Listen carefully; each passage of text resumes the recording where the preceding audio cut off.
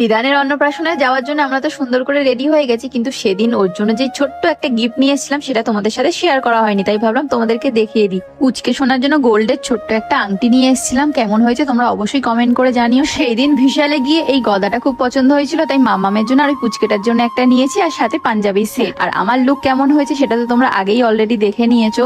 এরপর আর বেশি দেরি না করে আমরা রওনা দিয়েই ফেললাম, কারণ আমাদের অনেকটাই রাস্তা যেতে হবে, প্রায় 1.5-2 ঘন্টা রাস্তা। ঘুরতে তো আমি ভীষণই ভালোবাসি, কিন্তু ওই গাড়ি ওঠার কথা শুনলে আমার কিন্তু জ্বর চলে আসে। আমার থেকে আমার মাম্মাম অনেক ভালো। আমার বর ওটাই বলছিল যে তুমি গাড়ির জার্নি করতে পারো না, কিন্তু আমাদের মাম্মাম দেখো কত সুন্দর ঠাম্মির কোলে বসে আছে, একচোট ঘুমিয়েও নিয়েছে গাড়ির মধ্যে। কিন্তু আমিও একচোট ঘুমিয়ে নেওয়ার চেষ্টা করেছিলাম যাতে আমার মাথা না ঘোরে, গা না গুলায়। আর ঘুম ভাঙতেই আমরা পৌঁছে গেছি আমাদের ডেস্টিনেশন ব্যারাকপুরে। আর এখানেই কিন্তু আজকে আমাদের ছোট্ট হিদানের অন্নপ্রাশনের সবকিছু আয়োজন করা হয়েছে। বাইরে থেকে ঢুকতেই কত সুন্দর লাগছিল, আর ভিতরে আসতেই মাম্মামের কাছে সবাই ছুটে আসলো। রেয়াদি, শুভদার মা।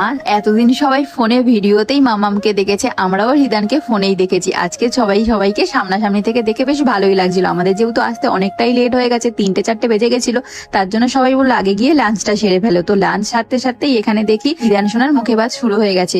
একদম শান্ত বাচ্চা হয়ে দাদায়ের হাতে প্রথম ভাতুটা কিন্তু হিদান সোনা খেয়ে নিয়েছে।